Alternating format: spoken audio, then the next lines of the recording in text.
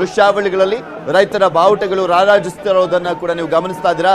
ಸಾಕಷ್ಟು ಸಂಖ್ಯೆಯಲ್ಲಿ ರೈತರು ಬಂದಿರುವಂತದ್ದು ಇವತ್ತು ರೈತ ಮುಖಂಡರಾಗಿರುವಂತಹ ಕುರುಬೂರು ಶಾಂತಕುಮಾರ್ ಅವರ ನೇತೃತ್ವದಲ್ಲಿ ನಡೀತಾ ಇದೆ ಈ ಒಂದು ಪ್ರತಿಭಟನೆ.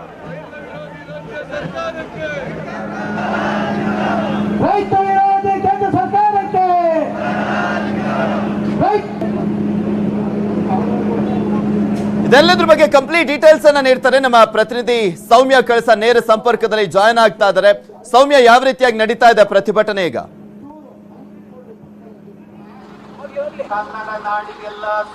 ಪೃಥ್ವಿ, ಸದ್ಯಕ್ಕೆ ಫ್ರೀಡಂ ಪಾರ್ಕ್ ಬಳಿ ಇರುವಂತಹ ಫ್ಲೈಓವರ್ ನ ಬಳಿಯೇ ರೈತರ ಪ್ರತಿಭಟನೆ ಈಗ ಸದ್ಯಕ್ಕೆ ನಿಂತಿದೆ. ಇಲ್ಲಿ ನೀವು ನೋಡಬಹುದು, ಎಲ್ಲರೂ ಕೂಡ ರಸ್ತೆಯಲ್ಲೇ ಕುಳಿತುಕೊಂಡು ಪ್ರತಿಭಟನೆಯನ್ನ ಮುಂದುವರಿಸಿದ್ದಾರೆ. ನೇರವಾಗಿ ಸಂಗೊಳ್ಳಿ ರಾಯಣ್ಣ ರೈಲ್ವೆ ನಿಲ್ದಾಣದಿಂದ ವಿಧಾನಸೌಧದವರೆಗೂ ಹೋಗಬೇಕು ಅನ್ನುವಂತ ಒಂದು ನಿರ್ಧಾರವನ್ನು ಇಟ್ಕೊಂಡು ಬಂದಿದ್ರು. ಆದ್ರೆ ಪೊಲೀಸರು ಇಲ್ಲೇ ಅವರನ್ನ ತಡೆದಿದ್ದರಿಂದ ರಸ್ತೆಯಲ್ಲೇ ಕುಳಿತು ರೈತರೆಲ್ಲ ತಮ್ಮ ಪ್ರತಿಭಟನೆಯನ್ನ ಮುಂದುವರಿಸಿದ್ದಾರೆ.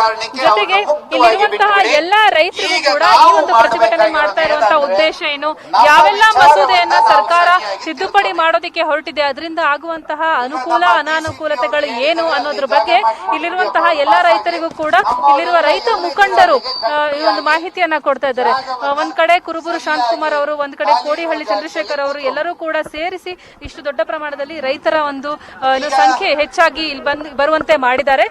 ಇದರ ಜೊತೆಯಲ್ಲಿ ಇಲ್ಲಿರುವಂತಹ ಎಲ್ಲಾ ರೈತರು ಕೂಡ ತಮ್ಮ ಬೇಡಿಕೆ ಈಡೇರುವ ತನಕ ಇದೇ ರೀತಿ ಪ್ರತಿಭಟನೆಯನ್ನ ಮುಂದುವರಿಸುವಂತಹ ಒಂದು ನಿರ್ಧಾರವನ್ನ ಮಾಡಿ ಇಲ್ಲಿ ದೃಢ ನಿರ್ಧಾರದಿಂದ ರಸ್ತೆ ಮೇಲೆ ಕುಳಿತುಕೊಂಡು ಪ್ರತಿಭಟನೆಯನ್ನ ಮುಂದುವರಿಸಿದ್ದಾರೆ. ನಮ್ ಜೊತೆ ಮಾತಾಡೋದಕ್ಕೆ ರೈತ ಮಹಿಳೆ ಒಬ್ಬರಿದ್ದಾರೆ. ಅವರು ತುಮಕೂರು ಜಿಲ್ಲಾ ರೈತ ಸಂಘಟನೆ ಇದೆ, ಅದರ ಅಧ್ಯಕ್ಷರು ಕೂಡ ಆಗಿದ್ದಾರೆ. ಸೊ ನೀವು ಇಟ್ಕೊಂಡಿರುವಂತಹ ಬೇಡಿಕೆಗಳು, ಸರ್ಕಾರ ಅದಕ್ಕೆ ಇದುವರೆಗೂ ಕೂಡ ಯಾರು ಸ್ಪಂದನೆ ಮಾಡಿಲ್ಲ. ಬೆಳಿಗ್ಗೆಯಿಂದಲೇ ಮಾಡ್ತಾ ಇದ್ದೀರಾ ಎಲ್ಲರೂ ಪ್ರತಿಭಟನೆ, ಏನ್ ಅನ್ಸುತ್ತಮ್ಮ? ಇದು ರೈತ ವಿರೋಧಿ ಸರ್ಕಾರ. ರಾಜ್ಯ ಸರ್ಕಾರನೂ ಅಷ್ಟೇ, ಕೇಂದ್ರ ಸರ್ಕಾರನೂ ಅಷ್ಟೇ. ಎರಡೂ ಸರ್ಕಾರಗಳು ರೈತ ವಿರೋಧಿ ಸರ್ಕಾರಗಳು ಅಂತ ನಾವು ಅವ್ರನ್ನ ಹೇಟ್ ಮಾಡ್ತಾ ಇದ್ದೀವಿ. ರೈತರಿಗೆ ಅನಾನುಕೂಲ ಆಗೋ ಥರ ಏನು ಭೂ ಸ್ವಾಧೀನ ಕಾಯ್ದೆ ತಿದ್ದುಪಡಿ ಕಾಯ್ದೆ ಮಾಡಿದ್ದಾರೆ, ಮತ್ತೆ APMC ತಿದ್ದುಪಡಿ ಮಾಡಿದ್ದಾರೆ, ಬೀಜ ಮಸೂದೆ ಕಾಯ್ದೆ ತಿದ್ದುಪಡಿ ಮಾಡಿದ್ದಾರೆ. ಇದೆಲ್ಲವೂ ಕೂಡ ಕೇವಲ ಕಾರ್ಪೊರೇಟ್ ಸಂಸ್ಥೆಗಳಿಗೆ ಪೂರಕವಾದಂತಹ ತಿದ್ದುಪಡಿಗಳೇ ಆಗಿದೆ. ರೈತರಿಗೆ ಇದರಿಂದ ಬಹಳ ನಷ್ಟ ಆಗುತ್ತೆ. ಕೇವಲ ಹಣ ಇರೋವರಿಗೆ ಮಾತ್ರ ಕೃಷಿ ಭೂಮಿ, ಉಳ್ಳವರಿಗೆ ಮಾತ್ರ ಭೂಮಿ ಅನ್ನೋ ಒಂದು ಕಾನೂನನ್ನ ಈ ಒಂದು ತಿದ್ದುಪಡಿ ಮುಖಾಂತರ ತರ್ತಾ ಇದ್ದಾರೆ.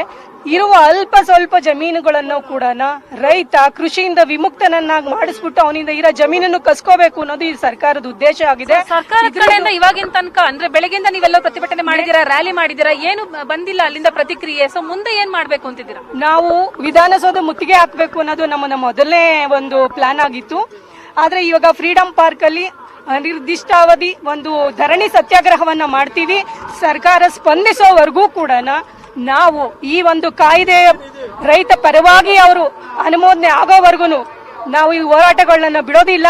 ಚಳವಳಿ ಇನ್ನೂ ತೀವ್ರ ಸ್ವರೂಪವನ್ನು ಪಡ್ಕೊಳ್ಳುತ್ತೆ ಅಂತ ಹೇಳೋದಕ್ಕೆ ಇಷ್ಟಪಡ್ತೀನಿ. ಸರ್ಕಾರ ಇದಕ್ಕೆ ಸ್ಪಂದಿಸಬೇಕು ಅಂತ ಕೇಳ್ತಾ ಇದೀವಿ. ರೈತರ ಹೆಸರಿನಲ್ಲಿ ಬಂದಂತ ಯಡಿಯೂರಪ್ಪನವರು ಇವತ್ತು ರೈತ ವಿರೋಧಿ ಚಟುವಟಿಕೆಗಳನ್ನು ಮಾಡ್ತಾ ಇದ್ದಾರೆ. ಆದ್ರಿಂದ ಬಂದು ನಮ್ಮ ರೈತರನ್ನ ಉಳಿಸಬೇಕು ಅಂತ ಈ ಮೂಲಕ ಎಚ್ಚರಿಕೆ ಕೊಡ್ತಾ ಇದೀವಿ ಸರ್ಕಾರಕ್ಕೆ. ಸೊ ತಮ್ಮ ಎಲ್ಲಾ ಬೇಡಿಕೆಗಳು ಆದಷ್ಟು ಬೇಗ ಈಡೇರಲೇಬೇಕು. ಈಡೇರುವ ತನಕ ನಾವ್ ಇಲ್ಲಿಂದ ಕದಲೋದಿಲ್ಲ ಅನ್ನೋ ಮಾತನ್ನ ಇಲ್ಲಿ ಇರುವಂತಹ ಎಲ್ಲಾ ಪ್ರತಿಭಟನಾಕಾರರು ಕೂಡ ಹೇಳಿದ್ದಾರೆ. ಅದಲ್ಲದೆ ರೈತರು ಇರುವಂತಹ ಈ ಒಂದು ಬೇಡಿಕೆಗಳಿಂದ ಇದು ತುಂಬಾ ನ್ಯಾಯಯುತವಾದ್ದು ಅಂತ ಕೂಡ ಅವರ ಏನು ಮಾತುಗಳಲ್ಲಿ ಕೇಳಿ ಬರ್ತಾ ಇದೆ. ಅದಲ್ಲದೆ ಈ ಒಂದು ಪ್ರತಿಭಟನೆ ಏನು ಇಲ್ಲಿವರೆಗೆ ನಿಲ್ಸಿದ್ದಾರೆ, ಇದನ್ನ ಇಲ್ಲಿಗೆ ನಾವು ಬಿಟ್ಟು ಬಿಡೋದಿಲ್ಲ. ಇವ್ರು ನಮ್ಮನ್ನ ಇಲ್ಲಿಗೆ ಸ್ಟಾಪ್ ಮಾಡಿದ್ರು ಅಂದ ಕೂಡಲೇ ನಾವು ಇಲ್ಲಿಂದ ವಾಪಸ್ ಹೋಗುವಂತಹ ಮಾತೇ ಇಲ್ಲ. ಯಾವ ರೀತಿ ನಾವು ಸರ್ಕಾರಕ್ಕೆ ಬಿಸಿ ಮುಟ್ಟಿಸುವಂತ ಉದ್ದೇಶವನ್ನ ಇಟ್ಕೊಂಡು ಬಂದಿದ್ವೋ ಆ ಒಂದು ಕೆಲಸವನ್ನ ಮಾಡಿಯೇ ಇಲ್ಲಿಂದ ಹೊರಡುವಂತಹ ಒಂದು ದೃಢ ನಿರ್ಧಾರವನ್ನ ಇಲ್ಲಿರುವಂತಹ ರೈತರೆಲ್ಲ ಕೈಗೊಂಡಿದ್ದಾರೆ ಅನ್ನೋದು ನಾವಿಲ್ಲಿ ನೋಡಬಹುದು. ಪೃಥ್ವಿ, ಸೌಮ್ಯ, ಇಲ್ಲಿ ಸಾಕಷ್ಟು ಸಂಖ್ಯೆಯಲ್ಲಿ ರೈತರು ಸೇರಿರುವಂತದ್ದನ್ನ ನೋಡ್ತಾ ಇದ್ರೆ ಅವರು ಇವತ್ತೆಲ್ಲ ಕಂಪ್ಲೀಟ್ ಆಗಿ ಇವತ್ತು ಆ ಒಂದು ಪ್ರತಿಭಟನೆಯನ್ನ ಮುಂದುವರಿಸುವಂತ ಸಾಧ್ಯತೆಗಳೇ ಕಂಡು ಬರ್ತಾ ಇದಾವೆ. ಯಾರಾದ್ರೂ ಸರ್ಕಾರದ ಪರವಾಗಿ ಇವರ ಮನವಿಯನ್ನ ಸ್ವೀಕಾರ ಮಾಡ್ಲಿಕ್ಕಾದ್ರೂ ಬರ್ತಾರಂತ ಇವತ್ತು? ಯಾಕೆಂದ್ರೆ ಇವತ್ತು ಅಧಿವೇಶನ ಕೇವಲ ಸಂತಾಪಕ್ಕೆ ಮಾತ್ರ ಸೀಮಿತ ಆಗುವಂತ ಚಾನ್ಸಸ್ಗಳಿದೆ.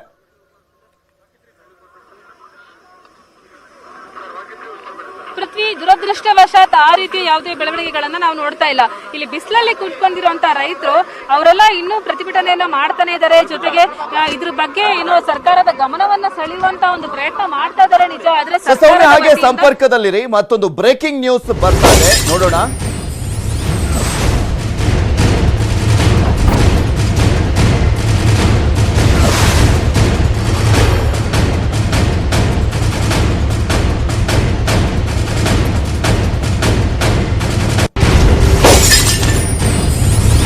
ನೋಡಿ ಇಲ್ಲಿ ತೋಟಗಾರಿಕಾ ಸಚಿವ ನಾರಾಯಣ ಗೌಡ ಮತ್ತೆ ಶಾಸಕರ ಮಧ್ಯ ಫೈಟ್ ನಡೆದಿರುವಂತದ್ದು. ಕಡೂರು ಶಾಸಕ ಬಿಜೆಪಿಯ ಶಾಸಕರು ಇವರು ಬೆಳ್ಳಿ ಪ್ರಕಾಶ್ ಇವರಿಬ್ಬರ ನಡುವೆನೆ ವಾಗ್ವಾದ ನಡೆದಿದೆ. ವಿಧಾನಸೌಧದ ಕ್ಯಾಂಟೀನ್ ಬಳಿನೇ ಗಲಾಟೆ ನಡೆದಿರುವಂತದ್ದು. ಒಂದೇ ಪಕ್ಷದವರು ಗಲಾಟೆಯನ್ನು ಮಾಡಿಕೊಂಡಿದ್ದಾರೆ. ಅದು ಕಡೂರಿನ ಶಾಸಕ, ಚಿಕ್ಕಮಗಳೂರು ಜಿಲ್ಲೆಯ ಕಡೂರಿನ ಶಾಸಕ ಬೆಳ್ಳಿ ಪ್ರಕಾಶ್ ಮತ್ತೆ ಸಚಿವರಾಗಿರುವಂತ ನಾರಾಯಣ ಗೌಡ ನಡುವೆ ಬಿಗ್ ಫೈಟ್ ಏರ್ಪಟ್ಟಿತ್ತಂತೆ. ಏಕವಚನದಲ್ಲೇ ಬೈದಾಡಿಕೊಂಡಿದ್ದಾರೆ ಇವರಿಬ್ರು ಅನ್ನೋದರ ಬಗ್ಗೆ ಮಾಹಿತಿ ಲಭ್ಯವಾಗ್ತಾ ಇರುವಂತದ್ದು. ಯಾವ ಕಾರಣಕ್ಕೋಸ್ಕರ ಈ ಟಾಪ್ ಫೈಟ್ ಏರ್ಪಟ್ಟಿತ್ತು ಅನ್ನೋದು ಗೊತ್ತಾಗಬೇಕಾಗಿದೆ. ಶಾಸಕ ಮತ್ತೆ ಸಚಿವ ಇವರಿಬ್ಬರ ನಡುವೆ ನಡೆದಿರುವಂತ ಗಲಾಟೆ ಇದು.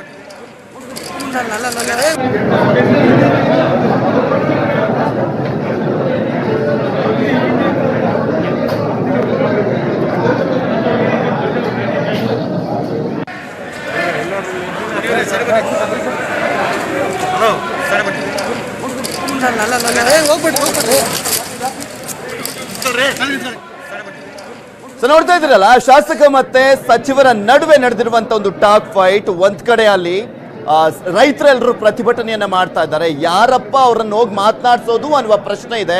ಇದರ ನಡುವೆ ಇವರ ಫೈಟ್ ಬೇರೆ ನಡೀತಾ ಇರುವಂತದ್ದು. ಅದು ಒಂದೇ ಪಕ್ಷದವರು. ಇದ್ರ ಬಗ್ಗೆ ಮತ್ತಷ್ಟು ಡೀಟೇಲ್ಸ್ ಅನ್ನು ನೀಡ್ತಾರೆ ನಮ್ಮ ಪ್ರತಿನಿಧಿ ಶ್ರೀನಿವಾಸ್ ಹಳಕಟ್ಟಿ ದೂರವಾಣಿ ಸಂಪರ್ಕದಲ್ಲಿದ್ದಾರೆ.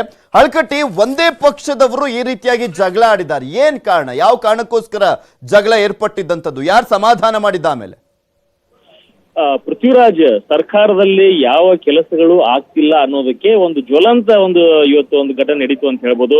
ವಿಧಾನಸಭೆ ಕಲಾಪ ನಡೀತಾ ಇರಬೇಕಾದ್ರೆ ಅಲ್ಲಿ ವಿಧಾನಸಭೆ ಕಲಾಪದ ಹೊರಗಡೆ ಶಾಸಕರಿಗಾಗಿ ಒಂದು ಪ್ರತ್ಯೇಕವಾಗಿರತಕ್ಕಂಥ ವಿಶೇಷ ಹೋಟೆಲ್ ಅನ್ನ ಮಾಡಲಾಗಿರುತ್ತೆ. ಆ ಹೋಟೆಲ್ ಅಲ್ಲಿ ಟೀ ಕುಡಿಯೋಣ ಅಂತ ತೋಟಗಾರಿಕಾ ಸಚಿವ ನಾರಾಯಣ ಗೌಡರು ಬಂದಿರ್ತಾರೆ. ಅದೇ ಒಂದು ಸಂದರ್ಭದಲ್ಲಿ ಕಡೂರಿನ ಶಾಸಕ ಬೆಳ್ಳಿ ಪ್ರಕಾಶ್ ಕೂಡ ಬರ್ತಾರೆ. ಬೆಳ್ಳಿ ಪ್ರಕಾಶ್ ಬಂದು ಕೆಲವೊಂದಿಷ್ಟು ಲೆಟರ್ ಗಳನ್ನ ಅವ್ರ ಮುಂದೆ, ಸಾಕಷ್ಟು ಲೆಟರ್ ಗಳನ್ನ ನಿಮ್ ಇಲಾಖೆ ಕೊಟ್ಟಿದ್ದೀನಿ, ನಿಮಗೆ ಕೊಟ್ಟಿದ್ದೀನಿ, ಆದ್ರೆ ಇದುವರೆಗೂ ಕೂಡ ಯಾವುದೇ ಕೆಲಸವಾಗಿಲ್ಲ ಅಂತಕ್ಕಂತ ಒಂದು ಮಾತನ್ನ ನಾರಾಯಣಗೌಡರು ಹೇಳ್ತಾರೆ.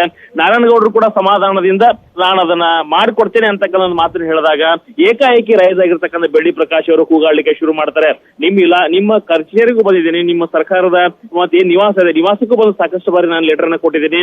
ನನ್ನ ಕ್ಷೇತ್ರಕ್ಕೆ ಸಂಬಂಧಪಟ್ಟಿರ್ತಕ್ಕಂತಹ, ನಿಮ್ಮ ಇಲಾಖೆಗೆ ಸಂಬಂಧಪಟ್ಟಿರ್ತಕ್ಕಂಥ ಯಾವ ಕೆಲಸಗಳು ನನ್ನ ಕ್ಷೇತ್ರದಲ್ಲಿ ಆಗ್ತಾ ಇಲ್ಲ, ಅನುದಾನ ಬರ್ತಾ ಇಲ್ಲ ಅಂತಕ್ಕಂಥ ಮಾತನ್ನ ಆಡ್ತಾನೆ ಪರಸ್ಪರ ಏಕಾಏಕಿ ಅವರು ಏಕವಚನದಲ್ಲಿ ಮಾತಾಡ್ತಕ್ಕಂಥ ಒಂದು ಕೆಲಸವನ್ನು ಮಾಡಿದ್ರು ಅಂತಕ್ಕಂಥದ್ದು. ಇದನ್ನ ನೋಡಿರ್ತಕ್ಕಂಥ ಅಲ್ಲಿ ಇದಕ್ಕೆ ಸಾಕ್ಷಿಯಾಗಿರ್ತಕ್ಕಂಥ ಸಚಿವರಾಗಿರ್ತಕ್ಕಂಥ ಸಿ ಟಿ ರವಿ ಆಗಿರ್ಬೋದು, ಕೆ ಈಶ್ವರಪ್ಪ, ವಿ ಸೋಮಣ್ಣ, ಪ್ರತಿಪಕ್ಷ ನಾಯಕ ಸಿದ್ದರಾಮಯ್ಯ, ಕೃಷ್ಣ ಬೈರೇಗೌಡರು, ಸತೀಶ್ ಜಾರಕಿಹೊಳಿ, ಬಹುತೇಕ ಜನ ಶಾಸಕರು ಕೂಡ ಮೂಕ ಪ್ರೇಕ್ಷಕರಾಗಿದ್ರು. ಕೆಲವೊಂದು ಜನ ಸಚಿವರು ಅವ್ರನ್ನ ದೂರ ಮಾಡ್ತಕ್ಕಂಥ ಒಂದು, ಅಂದ್ರೆ ಬಿಡಿಸ್ತಕ್ಕಂಥ ಒಂದು ಕೆಲಸವನ್ನು ಕೂಡ ಮತ್ತೊಮ್ಮೆ ಸಂಪರ್ಕ ಮಾಡ್ತೀನಿ ಶ್ರೀನಿವಾಸ್ ಹಳಕಟ್ಟಿ. ಇಲ್ಲಿ ಭೂ ಸುಧಾರಣಾ ಕಾಯ್ದೆ ಮತ್ತೆ ಎಪಿಎಂಸಿ ಕಾಯ್ದೆ ವಿಚಾರಕ್ಕೆ ಸಂಬಂಧಪಟ್ಟಂತೆ ಪ್ರಧಾನಮಂತ್ರಿ ನರೇಂದ್ರ ಮೋದಿ ಅವರು ಮಾತನಾಡ್ತಾ ಇದ್ದಾರೆ, ನೋಡೋಣ. आलू लेकर पहुंचे थे, आखिर दबाव में आने के कारण, बाहर बड़ा ऊंचा मार्केट होने के कारण मंडी के लोगों को भी, किसानों को ज्यादा दाम देना पड़ा। इसी तरह मध्य प्रदेश और राजस्थान से, वहां से जो रिपोर्ट मिली है कि वहां पर तेल मिलों ने किसानों को सीधे 20 से 30% ज्यादा देकर सरसों की खरीदी की है। मध्य प्रदेश, उत्तर प्रदेश, छत्तीसगढ़, पश्चिम बंगाल ऐसे राज्यों में दालें बहुत होती हैं। इन राज्यों में पिछले साल की तुलना में 15 से 25% तक का ज्यादा दाम सीधे किसानों को मिले हैं। दाल मिलों ने वहां भी सीधे किसानों से खरीद की है, सीधे उन्हें ही भुगतान किया है। अब देश अंदाजा लगा सकता है कि अचानक कुछ लोगों को जो दिक्कत होनी शुरू हुई है वो क्यों हो रही है। कई जगह ये भी सवाल उठाया जा रहा है कि अब कृषि मंडियों का क्या होगा। क्या कृषि मंडियां बंद हो जाएगी? क्या वहां पर खरीद बंद हो जाएगी? जी नहीं, ऐसा कतई नहीं होगा। और मैं यहां स्पष्ट कर देना चाहता हूं कि ये कानून, ये बदलाव कृषि मंडियों के खिलाफ नहीं है, कृषि मंडियों में जैसे काम पहले होता था वैसे ही अब भी होगा, बल्कि ये हमारी ही एनडीए सरकार है जिसने देश की कृषि मंडियों को आधुनिक बनाने के लिए निरंतर काम किया है। कृषि मंडियों के कार्यालयों को ठीक करने के लिए, वहां का कंप्यूटराइजेशन कराने के लिए पिछले 5-6 साल में से देश में बहुत बड़ा अभियान चल रहा है। इसलिए जो ये कहता है कि नए कृषि सुधारों के बाद कृषि मंडियां समाप्त हो जाएगी, तो वो किसानों से सरासर झूठ बोल रहा है। साथियों, बहुत पुरानी कहावत है कि संगठन में शक्ति होती है। कृषि सुधार से जुड़ा दूसरा कानून इसी से प्रेरित है। आज हमारे यहां 85% से ज्यादा किसान ऐसे हैं जो बहुत थोड़ी सी जमीन उनके पास है। किसी के पास 1 एकड़, किसी के पास 2 एकड़, किसी के पास 1 हेक्टेयर, किसी के पास 2 हेक्टेयर, सब छोटे किसान हैं। छोटी सी जमीन पर खेती करके अपना गुजारा करता है। इस वजह से इनका खर्च भी बढ़ जाता है और उन्हें अपनी थोड़ी सी उपज बेचने पर सही कीमत भी नहीं मिलती है। लेकिन जब किसी क्षेत्र के ऐसे किसान अगर एक संगठन बनाकर यही काम करते हैं तो उनका खर्च भी कम होता है और सही कीमत भी सुनिश्चित होती है। बाहर से आए खरीदार इन संगठनों से बाकायदा समझौता करके सीधे उनकी उपज खरीद सकते हैं। ऐसे में किसानों के हितों की रक्षा के लिए ही दूसरा कानून बनाया गया है। एक ऐसा अनोखा कानून है जहां किसान के ऊपर कोई बंधन नहीं होगा। किसान के खेत की सुरक्षा, उसकी जमीन की मालिकी की सुरक्षा, किसान को अच्छे बीज, किसान को अच्छी खाद, सभी की जिम्मेदारी जो किसान के साथ कॉन्ट्रैक्ट करेगा उस खरीदार की होगी। किसान से जो समझौता करेगा उस समझौता करने वाले की होगी। साथियों, इन सुधारों से कृषि में निवेश बढ़ेगा, किसानों को आधुनिक टेक्नोलॉजी मिलेगी, किसानों के उत्पाद और आसानी से अंतर्राष्ट्रीय बाजार में पहुंचेंगे। मुझे बताया गया है कि यहां बिहार में हाल ही में 5 कृषि उत्पादक संघों ने मिलकर चावल बेचने वाली एक बहुत मशहूर कंपनी के साथ एक समझौता किया है। इस समझौते के तहत 4000 टन धान वो कंपनी बिहार के इन एफपीओ से खरीदेगी। अब इन एफपीओ से जुड़े किसानों को मंडी नहीं जाना पड़ेगा। उनकी उपज अब सीधे नेशनल और इंटरनेशनल मार्केट में पहुंचेगी। साफ है कि इन सुधारों के बाद खेती से जुड़े बहुत सारे छोटे बड़े उद्योगों के लिए बहुत बड़ा मार्ग खुलेगा। ग्रामीण उद्योगों की ओर देश आगे बढ़ेगा। मैं आपको एक और उदाहरण देता हूं। मान लीजिए कोई नौजवान एग्रीकल्चर सेक्टर में कोई स्टार्टअप शुरू करना चाहता है, वो चिप्स की फैक्ट्री ही खोलना चाहता है। अभी तक ज्यादातर जगह होता यह था पहले उस पर आलू खरीदते थे, फिर वो अपना काम शुरू कर पाता था। लेकिन अब वो नौजवान जो नए नए सपने लेकर के आया है, वो सीधे गांव के किसान के पास जाकर उससे आलू के लिए समझौता कर सकेगा। वो किसान को बताएगा कि मुझे इस क्वालिटी का आलू चाहिए, इतना आलू चाहिए। वो किसान को अच्छी क्वालिटी के आलू पैदा करने में हर तरह की तकनीकी सहायता भी करेगा। साथियों, इस तरह के समझौतों का एक और पहलू है। आपने ये देखा होगा कि जहां डेयरी होती है वहां आसपास के पशुपालकों को दूध बेचने में आसानी तो होती है। डेयरियां भी पशुपालकों का, उनके पशुओं का ध्यान रखती है। पशुओं का सही समय पर टीकाकरण हो, उनके लिए सही तरह के शेड बने, पशुओं को अच्छा आहार मिले, पशु बीमार हो जाए तो उनका डॉक्टर पहुंच जाए। और मैं तो गुजरात में रहा हूं, मैंने देखा है डेयरी कैसे पशुओं को संभालती है। बड़ी डेयरी दूध उत्पादक उन तक जाकर के किसानों की मदद करती है। और इन सब के बाद भी ये बड़ी महत्वपूर्ण बात है, ये जो दूध खरीदने का काम है वो तो डेयरी कर लेती है, लेकिन पशु का मालिक तो पशुपालक या किसान ही रहता है। पशु का मालिक कोई और नहीं बनता है। वैसे ही जमीन का मालिक किसान ही रहेगा। ऐसे ही बदलाव अब खेती में भी होने का मार्ग खुल गया है।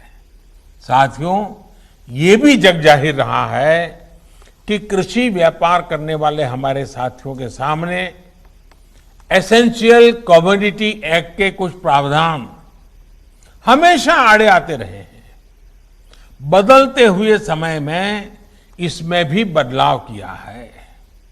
दालें, आलू, खाद्य तेल, प्याज जैसी चीजें अब इस एक्ट के दायरे से बाहर कर दी गई है।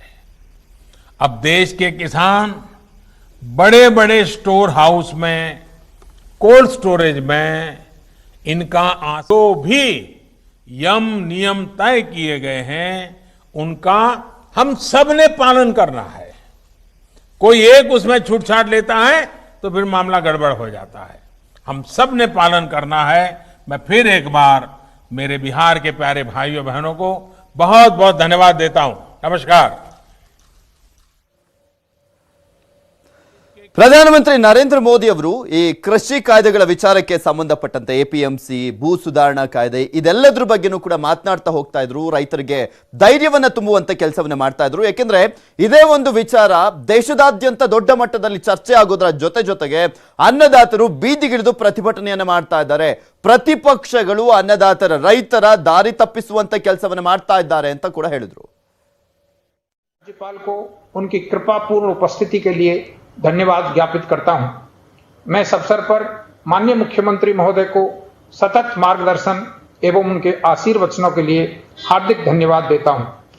मैं इस अवसर पर Shri Ravishankar Prasad, Shri Giriraj Singh, Shri Sushil Kumar Modi, Shri Rajkumar Singh, general doctor BK Singh, Shri Ashwini Kumar Choubey, Shri Nityanand Rai, Shri Sanjay Dhotre, Shri Nandkishore Yadav, राज्य सरकार के सभी माननीय मंत्री, माननीय सांसदगण और माननीय विधानमंडल के सदस्यों को हार्दिक धन्यवाद देते हुए आभार व्यक्त करता हूं।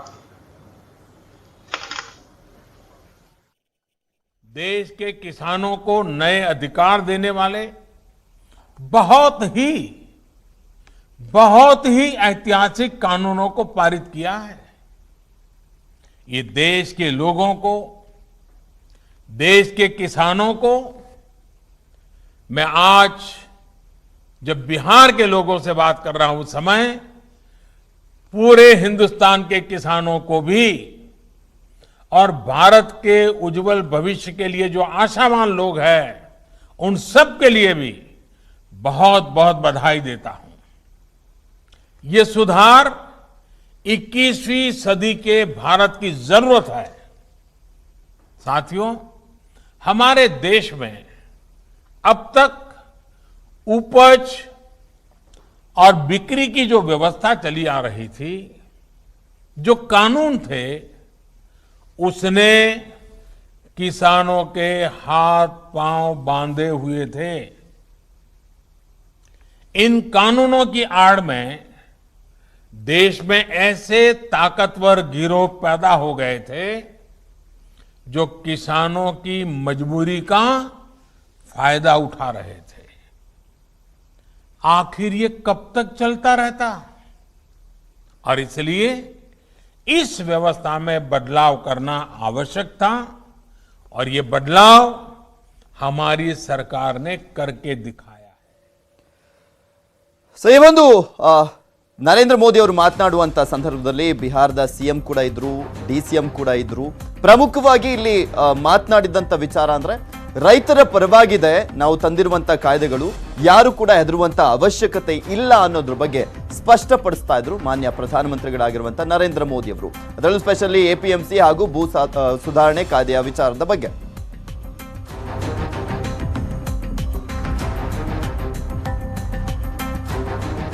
APMC ಹಾಗೂ ಭೂ ಸುಧಾರಣೆ ಕಾಯ್ದೆ ಬಗ್ಗೆ ಮೋದಿ ಅವರು ಮಾತನಾಡಿದ್ರು. ದೇಶದ ರೈತರಿಗೆ ನರೇಂದ್ರ ಮೋದಿ ಅವರು ಅಭಯ ಹಸ್ತವನ್ನ ಚಾಚಿದ್ದಾರೆ. ಭಯ ಬೇಡ, ತೊಂದರೆ ಆಗೋದಿಲ್ಲ ಅನ್ನುವ ಭರವಸೆಯನ್ನ ನಾನು ಕೊಡ್ತಾ ಇದ್ದೇನೆ ಅಂತ ನರೇಂದ್ರ ಮೋದಿ ಅವರು ಹೇಳಿದ್ದಾರೆ. ರೈತರ ಬೆಳೆಗೆ ಉತ್ತಮ ಬೆಲೆ ಸಿಗುತ್ತೆ, ಯಾವ ರೈತರಿಗೂ ಕೂಡ ಅನ್ಯಾಯ ಆಗೋದಿಲ್ಲ, ನೇರವಾಗಿ ರೈತರೇ ಉತ್ಪನ್ನವನ್ನ ಮಾರಾಟ ಮಾಡಬಹುದು, ರೈತರಿಗೆ ಅನುಕೂಲ ಆಗ್ಲಿ ಅನ್ನುವಂತ ದೃಷ್ಟಿಯನ್ನ ಇಟ್ಕೊಂಡು ಈ ಒಂದು ಕಾಯ್ದೆಯನ್ನ ರೂಪಿಸಲಾಗಿದೆ. APMC ಏನ್ ಬಂದಾಗಿದ್ಯಾ? ಆಗಲ್ಲ. APMC ಅಲ್ಲಿ ಖರೀದಿ ನಿಂತು ಬಿಟ್ಟಿದ್ಯಾ ಅಂತ ಕೂಡ ಪ್ರಶ್ನೆಯನ್ನ ಮಾಡಿದ್ರು. ಯಾಕೆಂದ್ರೆ ವಿರೋಧ ಪಕ್ಷಗಳು ಇದೇ ಒಂದು ವಿಚಾರಕ್ಕೆ ಸಂಬಂಧಪಟ್ಟಂತೆ ಆತಂಕವನ್ನ ವ್ಯಕ್ತಪಡಿಸ್ತಾ ಪ್ರತಿಭಟನೆಯನ್ನ ಕೂಡ ಮಾಡಿದ್ರು.